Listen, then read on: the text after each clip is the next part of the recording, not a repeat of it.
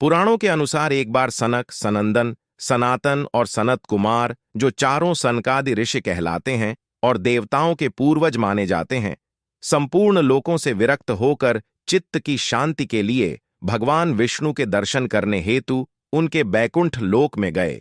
बैकुंठ के द्वार पर जय और विजय नाम के दो द्वारपाल पहरा दिया करते थे। जय और विजय ने इन सनकादिक ऋषियों को द्वार पर ही रोक लिया और बैकुंठ लोक के भीतर जाने से मना करने लगे।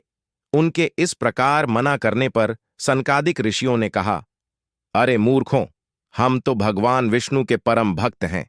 हमारी गति कहीं भी नहीं रुकती है। हम देवाधिदेव के दर्शन करना चाहते हैं। तुम हमें उनके दर्शनों से क्यों रोकते हो? तुम लोग तो भगवान की सेवा में रहते हो। तुम्हें तो उन्हीं के समान समदर्शी होना चाहिए। भगवान का स्वभाव परम शांतिमय है। तुम्हारा स्वभाव भी वैसा ही होना चाहिए। हमें भगवान विष्णु के दर्शन के लिए जाने दो।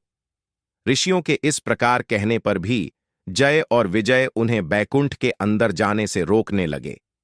जय और विजय के इस प्रकार रोकने पर सनकादिक ऋषियों ने क्रुद्ध होकर कहा, भगवान, विष्णु के समीप रहने के बाद भी तुम लोगों में अहंकार आ गया है और अहंकारी का वास बैकुंठ में नहीं हो सकता। इसलिए हम तुम्हें शाप देते हैं कि तुम लोग पाप योनि में जाओ और अपने पाप का फल भुगतो। उनके इस प्रकार शाप देने पर जय और विजय भयभीत होकर उनके चरणों में गिर पड़े और क्षमा मांगने लगे। यह जानकर कि सनकादिक ऋषिगण भेंट करने आए हैं, भगवान विष्णु स्वयं लक्ष्मी जी एवं अपने समस्त पार्षदों के साथ उनके स्वागत के लिए पधारे। भगवान विष्णु ने उनसे कहा, हे मुनीश्वरों, ये जय और विजय नाम के मेरे प्रहरी हैं। इन दोनों ने अहंकार बुद्धि को धारण कर आपका अपमान करके अपराध किया है। आप लोग मेरे प्रिय भक्त हैं और इन्होंने आपकी अवज्ञा करके मेरी भी अवज्ञा की है।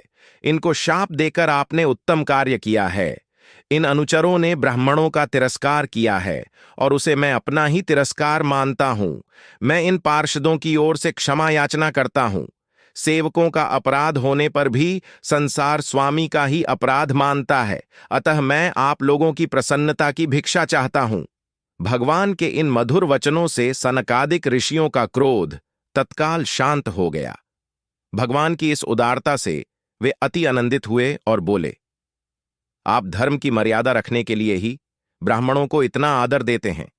हे नाथ, हमने इन निरपराध पार्षदों को क्रोध के वश में होकर शाप दे दिया है। इसके लिए हम क्षमा चाहते हैं। आप उचित समझें तो इन द्वारपालों को क्षमा करके हमारे शाप से मुक्त कर सकते हैं।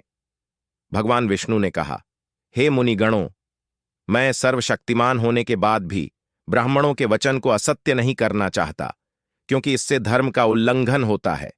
आपने जो शाप दिया है वह मेरी ही प्रेरणा से हुआ है।